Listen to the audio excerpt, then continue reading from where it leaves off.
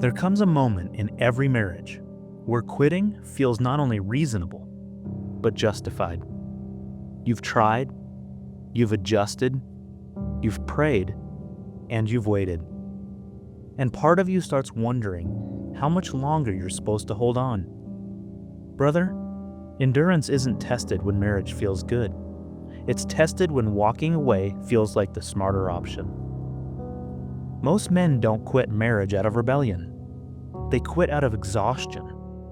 They expected progress, they expected appreciation, and they expected things to get easier. Instead, the weight stays, their effort feels unseen, and hope quietly drains. That's when endurance gets replaced by survival, and survival never builds anything lasting. Listen closely. Endurance isn't about stubbornly staying. It's about choosing faithfulness when the outcome offers no immediate reward. And most men were never taught how to do that. Scripture doesn't glorify quick fixes. James 1:3-4 puts it plainly. The testing of your faith produces patience, but let patience have its perfect work. Endurance is not passivity. It's not silence. And it's not settling. Endurance is strength under sustained pressure. It's staying anchored when emotions fluctuate and circumstances resist change. God doesn't build marriages through intensity.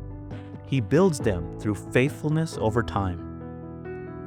Every marriage eventually asks this question: will you stay steady even when the season doesn't shift? Because what you abandon in weakness, you'll have to rebuild later with scars. Endurance in marriage shows up 3 ways. First, emotional regulation. You stop letting moods dictate leadership. You choose response over reaction. Second, consistency. Not grand gestures, daily faithfulness, even when unnoticed. And third, long obedience. Doing the right thing without immediate emotional payoff. Weak men chase relief.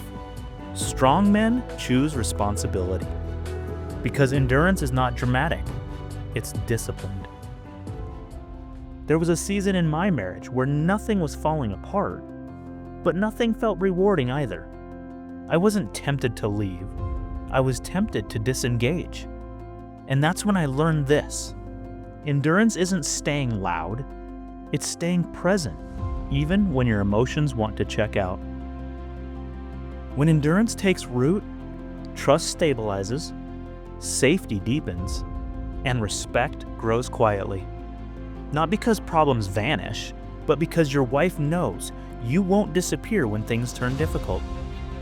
Endurance doesn't make marriage exciting, it makes it secure. And security changes everything. This week, choose one area where you've been quietly pulling back. One conversation, one responsibility, one place you've been doing the minimum. Then re-engage, not with force, but with consistency and without expectations. Endurance is rebuilt one faithful decision at a time. Because next week, we confront what endurance protects: provision. And most men lose it long before they run out of money. Husbands, endurance is not about how tough you are. It's about staying obedient when quitting would feel justified. If this helped you, stand with this work by subscribing and sharing it with another husband who's in a hard season. Forged in faith, bound by covenant.